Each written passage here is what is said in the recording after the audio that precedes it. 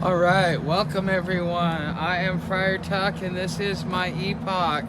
So, what I'm going to be talking about, one of the subjects I'm going to be talking about today, is getting prepared. So, depending upon what mode of travel that you take, you might want to do a little bit of study. Just if you're planning on like nomading it, getting ready, getting prepared to go to your next destination, you should have some idea of where you're going. Just back in the day when I first started, and if anybody has any questions, please go ahead and start asking them now. And I know I look a little weird because I've shaved, but every few months I will shave because my beard gets out of control. It was much better on trail. So, but with this here, this kept turning it upside, so my beard kept looking scraggly and I could never get the volume back in it. So I figured I would shave and try one more time.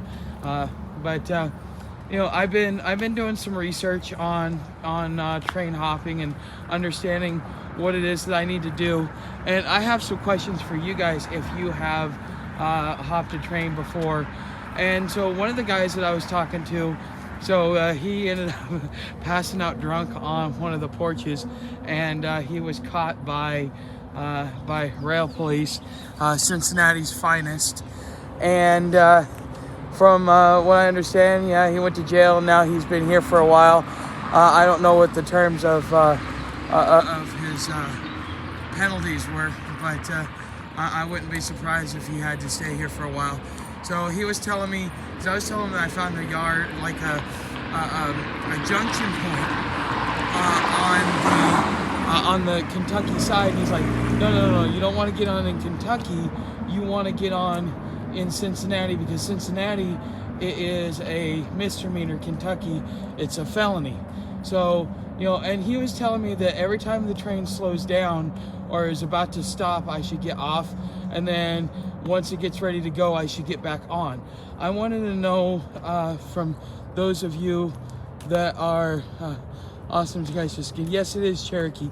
I want to know from your guys' perspective, if you guys have ridden rails, do I have to get off and on every time, or is it just stay on until I'm ready to get off, just keep a low profile?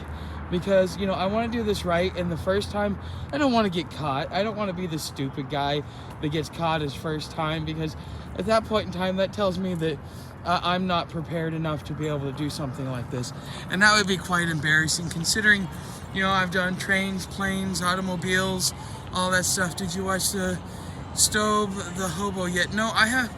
I'm not sure if I watched Stove. I've been watching Shoestring, I think is his name. And then there is Slap and Blackjack.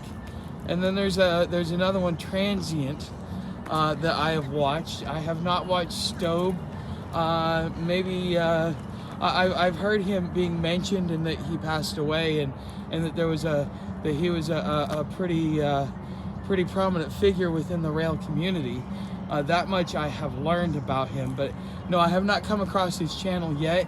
That's probably what I'm gonna be looking at tomorrow. But a lot of what I did today was just try and watch as many videos as I could that explain the get on and get off process, because honestly, it does not seem like this is as complicated as it may seem to other people. It's really just keeping a low profile, which if you've been homeless, that's something that you've had to do to begin with, okay? At least back in the day, you used to have to do that. Nowadays, you can be right out in the open, nobody cares. And there's really not much they can do about it. And a lot of it has to do with a recent court case. I think it's the city of Boise v. Martin is the case, where essentially the homeless were as transients, because we were classified as transients. They would not give us rights of citizenship within a city. So that's why they could put the sit-stand laws and make it illegal and criminalize homelessness. And they were able to criminalize it because we did not have rights of citizenship. What the Boise v. Martin did is it gave us, through our right to travel freely, not to free travel, but to travel freely, big difference. In that right, you are guaranteed citizenship wherever you lay your head. So now the homeless have citizenship within the city. Even though they don't have an actual address, they are given the rights of citizenship. And this is important because this is why they can't do the sit-stand laws. It is actually labeled under the 8th Amendment of cruel and unusual punishment. So that is a lot of the reason why the police have backed off, and the police have had to kind of, keep their distance. But the other part of it is, from what I understand, is that the police are quite afraid of us and those that are considered part of the criminal element. Part of it is just they don't know what we have, and they've got their head on a swivel. There's getting a lot of pushback. There are shootings that happen every day. There are, whether it be gang on gang or whether it be police on individual, there are still shootings every day. We just had one in an area that I was in a couple of weeks ago. We just had another one in an area that I frequent a few days ago. So, the knife attack in Canada has spiked since the gun law. Yeah, well, here's the thing, and this is the lesson that we failed to learn, is that, okay, so in Oregon, when they did the broken glass laws or whatever it was, what Oregon decided to do is it decided to criminalize any act of violence. So not only was it illegal to, shoot or stab somebody, but if you got in a fist fight with somebody, what would end up happening is, you get your first strike, you get a couple months in jail. You get your second strike, you get a few more months in jail. You get your third strike, it becomes a felony, and you get 5 years in jail. Well, here's the thing. Because they did that and they took away our right to be able to settle disagreements between each other, because that's really what a fight is the communication breaks down, and so therefore you go towards the more aggressive or more violent tendencies. Okay, so now people have to have a different way to be able to retaliate or to push back against those that they feel are being wronged against. And not only that, what's going on in our schools and teaching these children that facts are feelings, or that feelings are facts. Now we have emotionally damaged individuals running around, being able to get convictions on people based upon hearsay. All somebody has to say is, I saw this person do that, and there's nothing can be done. You are convicted, and if you do not submit, they will force you to submit. They will take everything you own away from you until you submit, and then they will still take everything you own away from you. And so this is what happens when you take a person or an individual's right of recourse, or a right to be able to settle differences in a finite manner. Because if two people know they can get in a fight and settle their differences, versus using a weapon, people are more likely going to use fight, because they don't want to go to jail. They just want to kick the shit out of somebody. You know what I mean? And so that's something to that's something to be thoughtful of. Okay, and so kind of circling back here. Getting prepared in the learning curve and everything else like that. If any of you guys do know the answer to that question, please let me know, either down in the comments, either live chat or actual comments, and I will pick it up. But I want to know if I got to get on and get off.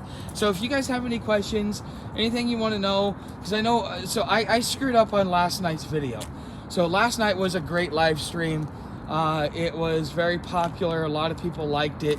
But I went in to edit it because I wanted to segment it out. You guys had made mention, oh yeah, this would make a great video. Oh, well, that would make a great video. Well, I could have actually made 2 or 3 different videos out of the segments in which I did yesterday. And then I could have put them up. And so I thought I was doing that, but instead what I ended up doing is editing the whole video. So only the first 120 views got to see the whole video. Anything after that only got to see 7 minutes and 35 seconds, which happens, but it is what it is. Okay, so if you buy a ham radio and use train frequencies, you can stay on the whole time, unless you hit unless you hit a main yard. Those are working cameras, workers that pay attention. Most workers are friendly, though. So I hear that most workers are friendly, and that you can ask them questions if you're direct and to the point, and you're not wasting their time, which I don't have a good enough command of the lingo, of the jargon, of a lot of the terms. I'm kind of, in a lot of ways, I'm flying by the seat of my pants. But that's the way I've always done things. And the most important thing that seems to be to me is, one, know what car to pick out, and two, make sure that you are keeping an eye on everything, because you might be being watched by somebody, so you better have good eyesight. So that means I may need to start looking into getting me glasses, because I've needed glasses for years, but I've never worn them. A lot of it goes back to when I was younger, my stepmom, when they told me I needed them, they're like, well, he's faking it. So I've never had glasses since. So this might be the reason why I need glasses, because I need to be able to see danger. I can't be blind to that. So that's something to think about. As far as, so I want to reiterate on one thing so that I know that it's on record, because now I know what I need to do as far as fixing the videos. I thought I was supposed to download it through YouTube, but I got to do it through the back end in studio. So that's the reason why. So the videos that I do today, or any segmentation of any of this content that I do today, will show up as new videos tomorrow, or the next time I'm able to get on a computer. So tomorrow, what my gear is supposed to be in, so my poncho and my stove is supposed to be in. I'm looking to leave the night of the 26th. Now, I know that there's like 3 trains that come around starting at about 8 o'clock at night, in between like 8:30 and 9 o'clock at night, and at least 1 or 2 of them stops. And so I'm looking at, hopefully, I want to be there for a couple of nights so that I can get an idea of not only the schedule, but the types of cars that I have, so that I can make, as good of plans as possible. Because, something like this, I want it to go off without a hitch. I'm also playing with fire here. So, attention to detail is extremely, extremely important in a situation like this. Even when you're hiking, attention to detail is important. Do you have yourself a bear bag? Are you aware of the possible predators that you're going to be coming across? If you do come across them, how do you handle them? And each medium that you use to travel, you should have some knowledge, if not of the terrain, of the necessary skill set, the basic skill set to just get started. Okay, because you will learn things as you go. If you decide you like it, so for example, I rode 1,000 miles on bike. For those of you that have been around long enough, you remember watching me ride my bike from Orlando to Panama City, and then back. And I got to dabble in it. I decided that was just something that I didn't like. But you don't know whether or not you like it until you try it. Okay, and until you experience it, and then you can decide.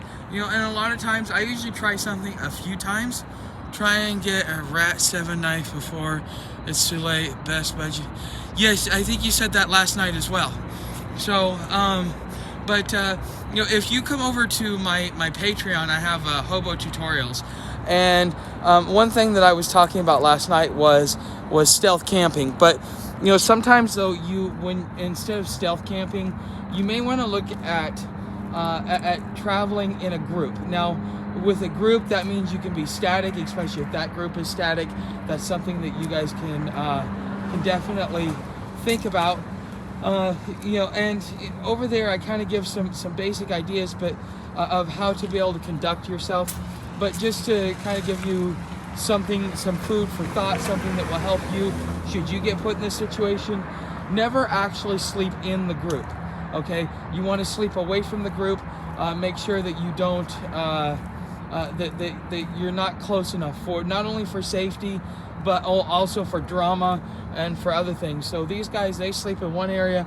I sleep about 100 to 300 feet away from them, so that one, I don't hear their noise, and two, I'm close enough to where somebody comes by and looks at me, I'm still part of the group, so therefore they're not going to mess with me, because any of these group members will come over to my rescue in the same way that if I were to hear something from them, I would have to go over there. It's kind of like your rent isn't cash, your rent is participating in group security, and that also includes not getting ran off by the cops. So these guys are very clean.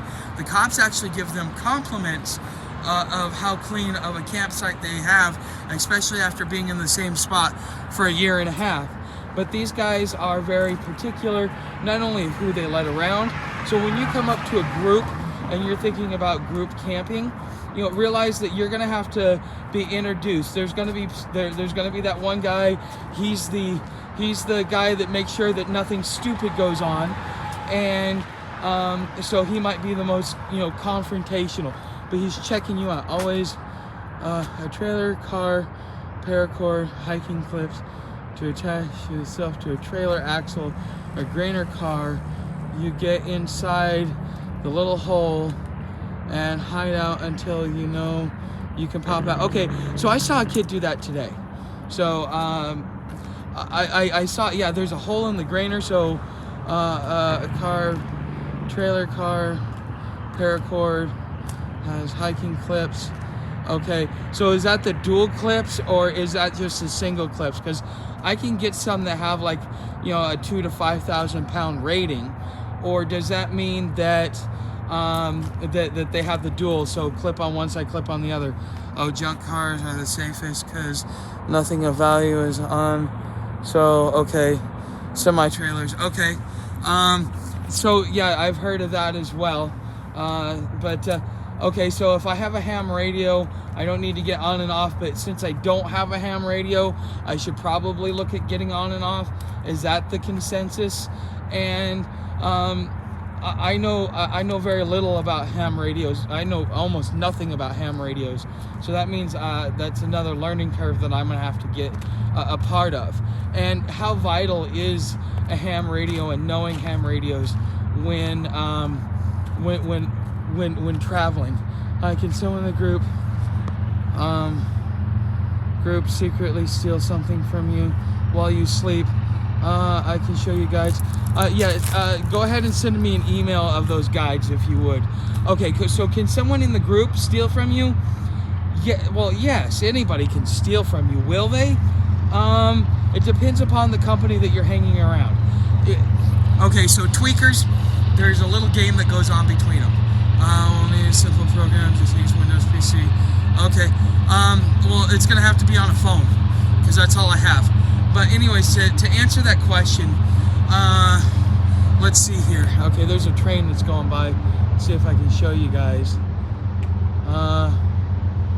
No, you guys can't really see it. I can see it, but you guys can't. But that's actually where I sleep, because I've been watching the trains. So I've been sleeping under the bridge watching the trains. So I kind of get an idea of when they come around. Library computer. Yes, I have a library computer. I can definitely use that, and they use Windows. But as far as somebody in the group, now tweakers, they have this thing, right, where they like to steal from each other. It's a game. It's like, aha, I got you. You weren't paying attention. Pocket used to try this to me as well. He would pull a fast one, do a trade, and then change the terms, and then if you weren't on your wits, he would take you for a lot more. But he was checking to make sure that you're paying attention, because that's the thing, is what they're doing is they're looking for a weakness. Are you paying attention to what's going on? And if you're paying attention, then they won't get a hold of you. But if you're not, well, then you know what, they got you, and it's a game. Okay, now hanging around drunks, you don't have to worry about that. Worst thing you got to worry about drunks is them panhandling you. Hey man, can you buy me a beer? And a beer's only like $1.40, $1.50. So it's not that much. And so their habit, out of all habits, probably costs the least out of all of them. Okay, and so as far as people within the group stealing from you, it is rare, and that's usually when you start having a bunch of random people that show up, and and you have a lot of new faces that's usually when something like that happens. And that means that you have poor group leadership. You guys heard me talk about this in Gainesville with the group that I was working with. And, you know, we had good leadership up to a point. Then they just started bringing in everybody, and it's, you know, started growing the camp. And the thing is when you're starting a camp, especially if you don't want to get blown up, and if you don't want to deal with the cops, you don't want to deal with all that dumb shit, one of the things that you really got to focus on is making sure that you're clean, you leave no trace, you come in at specific times, you leave at specific times, you get to know the people around you in that area. So I had somebody ask a question last night, and this will kind of, you know, help answer that as well. So he was asking, you know, about, you know, just setting up in the woods. Now, if you're going to set up in the woods and you're going to be there long-term static, okay, that means you're planning on getting a job, getting a place in that neighborhood. Then one of the things that then you're going to want to, you can do what I'm talking about here, okay, which is set yourself up a long-term camp. But the thing is, for probably the first few months until people get to know you, because they want to feel safe around you. After a while, the guy that I talked to, there's, you know, the local community chats on Facebook, they will point out, oh yeah, we haven't seen our local homeless guy for a few days, okay? And therefore you become part of the community. They will come down, they will make sure you're fed, they'll make sure you're taken care of, but it also requires a certain amount of decorum. You're not being trashy, you're not trashy, you know, you're working towards a goal, you're doing something positive and productive, or you have a good enough reason why you cannot find gainful employment or be productive.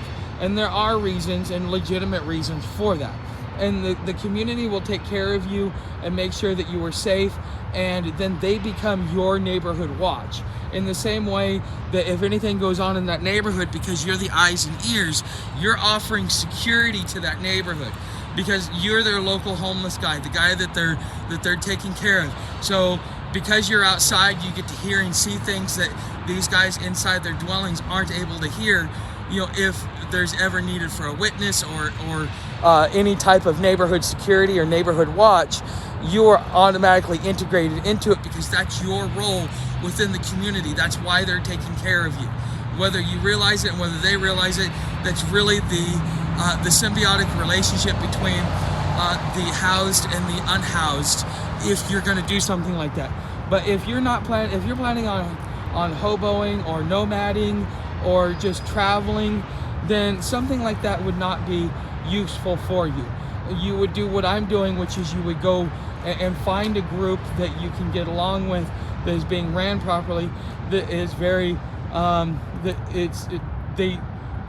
they have standards to before they bring people around. They will invite you back and say, hey, you can come back here anytime you want, if they like you. If they don't like you, they won't say anything. If they kind of imply it, they might come up to you a few days later and say, hey, we hadn't seen you, just checking in on you, seeing how you're doing. Because in a way, if they don't tell you not to come back, then they like you enough to allow you to be around them, because it's for their safety and for your safety. And are you doing your part? So thanks. One more question. Are there any specific roles in community, like bodyguard, trader, scout, etc.? Within the homeless community, is what I'm presuming you're asking. Are there any roles? There are lots of roles. You have guys that go around and that's all they do, is they clean up after all the nasty homeless people. Got to watch a guy clean up a back alley today. You know, because he sees it, he just can't deal with the dirty mess. So there are people within the community that do that, and some of the people will take care of them because they appreciate it, and so they will show their gratitude in various ways by giving you, whether it be cigarettes or sitting back sharing a beer with you, a bowl with you, whatever it is. Okay, you know, don't expect to get rich off of it. Now, if you're wanting something that you could do within the community and stay and make a decent amount of money, especially if you don't have a drug habit, one of those things would be scavenging. Okay, so as the police go around and they rustle up these homeless camps, these people are forced to pick up so quickly that sometimes they leave valuable things behind. And the thing is within the homeless community, you can trade it. Okay, if you find good stuff, you could probably put it on eBay or Etsy or something like that, and you could sell it as long as it was in good condition. Okay, so you would have that opportunity, but that's what scavengers do. That's what Puckett was. Puckett was a scavenger. He knew everybody because he traded, because he scavenged, and because of his extracurricular activities. He knew everybody there, and everybody knew him. So if anybody wanted something, they would come to him, see the trade, they'd pay his prices, and they wouldn't think of it any other way. In a lot of ways, that's part of the reason why I kind of started calling him Rumpelstiltskin. Okay, so as far as roles in the community, there are roles. There are those that, in some streets I say them as scavenging. Yeah, depends. Okay, so dumpster diving, if you're going in there like you're looking for things that are sellable or tradable, or that you could take to a local pawn shop, yeah, that would be scavenging. But if you're doing, like in Oregon, I went out dumpster diving with a guy, with a form of scavenging. Yes, it would. So in Oregon, I ran with a guy, the guy who taught me how to be homeless to begin with. And I went out with his brother dumpster diving, and we went out getting cans so that they could afford a case of beer every night. And so that was his thing, is he would jump through dumpsters, and every once in a while he would find something cool. You don't find it very often. A lot of people like to throw away things that are new or that need minor repairs, or were just user error, or they just don't want to return, so they just throw it away, and that becomes your treasure. Okay, but you know, his main focus was looking for cans so that he could, which was scrapping. Okay, that would actually be part of scrapping as well. So I mean, all of them kind of have something very similar. You out here being homeless, you are the recyclers. You are the people that repurpose things. So for example, people look at me kind of weird. I bend over, I pick up a cigarette butt. No, I'm not smoking that cigarette butt. I'm recycling it, because what I'm doing is I'm taking that excess tobacco so that I don't have to go around and ask people for a cigarette. I take $2 for 100 pack of papers, and every time all these butts that these people throw away, anywhere from 3/4 of a cigarette down to a decent nub, I will pick up and I will break down and I will get the tobacco out of that. That is repurposed, that is recycled. It is a way for me to support my habit. Now, let's say you don't have a habit like that. You're not a smoker. You could still do stuff like that and make money, because you can sell those. You can sell those for 25 cents a piece. Okay, and if you're just trying to buy, you know, like simple things, because you don't need more than like $20 at a time for, you know, your stuff that you need weekly. Like if you're just wanting hygiene stuff, if you got no habits, no smoking, no 420, no drinking, no nothing, you know, your out-of-pocket expenses are going to be food, water, and any niceties that you may want. Okay, so these are things that you could do as individuals if you wanted to, you know, kind of make some money or do things like that. That's something that you could do. Does anybody else have any more questions? So, and Alex, thank you for your question, and was it BF Blair? Thank you for helping me with the answer as well. So, all right, oh yeah, I just saw it come in, ham radio. All right, so thanks, man. I much appreciated. Okay, can you make a video about how to make such cigarettes? There is a video. If you go over to the Hobo tutorials, I actually show how it's actually called snipe hunting. Okay, so if somebody says I'm going, okay, thanks, man, appreciate it. You know, I added, I talk about snipe hunting, because that's essentially what it is. I show you where to get them, what they look like, so on and so forth. You will have to come over to Patreon. Now, you can get a 7-day free trial if you want me to make special videos and stuff like that. Some things I put over there, some things I put over here, but most of my tutorials, the stuff that I don't talk about publicly, because I didn't think anybody was interested, that's over there in the Hobo tutorials, because, you know, I talk about road dogs and why you would need a road dog, and I talk about group camping, I talk about stealth camping, and I talk about simple things like, okay, so you want to be able to eat out. Sometimes you can't get to a food line. What are you going to do? You're going to go to Kroger's, or are you going to go to a fast food? Well, if you want a hot meal, you're going to go to fast food, okay? But fast food is expensive, so how do you eat fast food inexpensively? Well, that's what apps are for, and so I talk about apps over there as well, okay? So there are a lot of different things that you can do that will save money, and I think from what I've been told, the most important piece of advice that I have given is the whole app thing. So can't you buy big bags of tobacco? Okay, so Cherokee, that is a complicated answer. Yes, you can, but you're not buying real tobacco, you're buying pipe tobacco. Pipe tobacco has different nicotine content, different chemical makeup. The shred is thicker, okay, versus the thin shred that you get with the regular tobacco.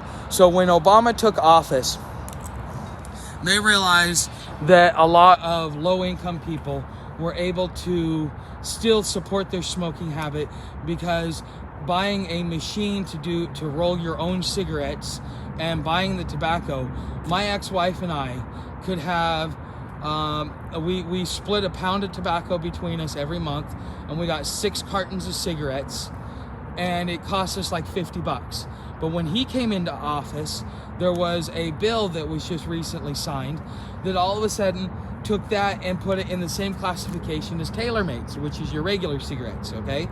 So now to go get a 2 or 3 ounce pouch of regular tobacco, it costs $33, okay?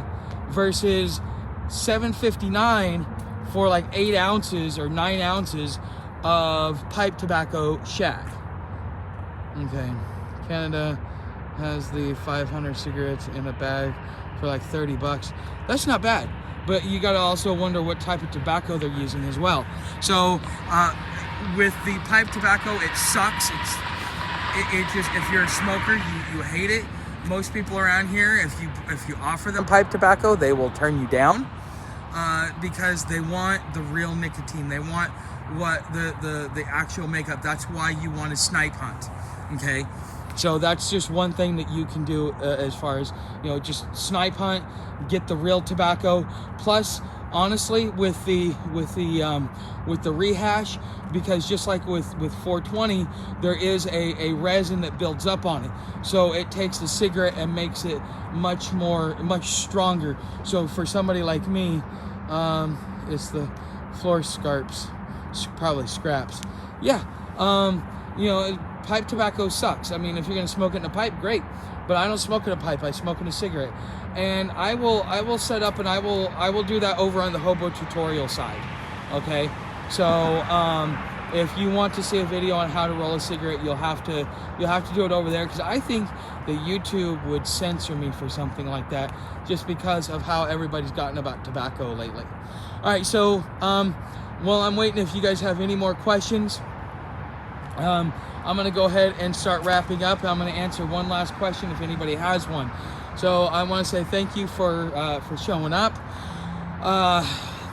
You know how to help the channel. Everything is in the description as far as like affiliate links and stuff like that, tip jar, stuff like that.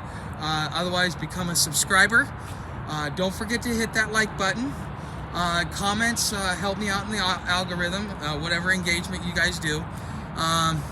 Okay, Alex, well, thank you very much. Okay, so does anybody have any questions? So while I'm waiting for that question and I'm closing up, I'm gonna close with something that since I deleted it today, I want to make sure to talk about it. As far as stealth camping, when it comes to stealth camping, if you're trying to be safe, it's about your angles. You want to look at it as a defensive position. Okay, and that's really what's important, is you got to realize points of interest. Plus, you want to make sure that you set up right at dusk. You don't want to set up in the dark unless you can see in the dark, because you don't want to have any lights. Lights are visible from the road. When it gets darker, especially if you're under trees, the change in the lighting kind of blinds people to seeing deeper into the forest. So if you go a couple 100 feet back, you will not be seen. But again, you got to keep a low profile. That means no lights. That means you're not going to smoke. You're not going to do any of that stuff. So when you're ready, when it comes for lights out, when it comes to setting up camp, sometimes you just got to go to bed at dark and wake up before light, and just kind of deal with it that way. As far as stealth camping, when I was on my bike, that was one of the things that I really had to focus on. Only being in a city has my sleeping schedule changed, and the nights are so long now that I'm getting way more sleep than I need. But I generally, when it gets dark out like what you're seeing now, this is the time when I start setting up my camp. This is the time when I start setting up my camp, and then this is the time I start getting ready for bed and doing my wind down. What about rats, wild animals during camping? Are they a bother to you? You know what? Possums, raccoons, armadillos, those, I hate those. Yeah, I gotta keep it PG. I don't like those rodents. Okay, rats, you will see them. You at least, because I see them along the river, and generally that's why I don't bring any food down with me, because it's just, think of it just like dealing with a bear. Okay, when you're dealing with an animal, they want your food. So understand that what's going to happen is you're going to you're going to want to like keep your food away from you and in a place where they can't get it, because mice will chew through your stuff. Also, they will chew up your sleeping bag if you allow them to. They like to use me as a springboard, which was kind of weird. One of them tried to get in my sleeping bag, which is kind of weird. So I have had that experience, but most of the time, unless they get ballsy, they stay away from you. And usually if they're ballsy, that means that they've had a lot of human interaction, and they probably either been fed or the people were raided because they brought food with them. Okay, so that's just one thing to think about there. But as far as dealing with those animals, as long as you keep your stuff safe and secure, and understand that mice will eat through all of your stuff. Raccoons, they will claw through your stuff. They will rip your stuff apart, especially if it's plastic. So that's why you want something that's heavy. Again, you want to do something like a bareback whenever and wherever you can. That's part of the reason, you know. And any smells of food. So like if you put a pot that is strapped to the back of your backpack, well, that means that there's food residue that gets on there. So you also need to think about that as well, because now all of a sudden a bear smells food, or an animal smells food, or a rodent smells food. They're gonna come in there. They're gonna be thinking that they're gonna get it, even though it's just the residue from the pot that's been banging on the back of your backpack. So think about that as well when thinking about all the critters out there that want to take your food. But you gotta realize, man, that's nature. Nature is vicious. It is very harsh. There's not. Oh, here, check out. Let's see if we can see it. All right, there's some bikers. All right. So, all right, guys. Since I got no more questions, it's about that time. I will see you tomorrow about the same time, because it looks like between like 6 and 7 is going to be that sweet spot. And if I wanted to do one every day, I think I could probably find that sweet spot. So guys, keep showing up. Keep interacting and asking your questions as you watch my content. If you have other questions aside from that, please be sure to ask them, because that's what this live chat is about, is so that you can get clarification. Because sometimes you can watch a video, but other times you just need to be able to ask a question, just because there's just a couple of nuances that you need some sort of clarification on. So, you know, that's what I'm here for. That's what these live streams are here for.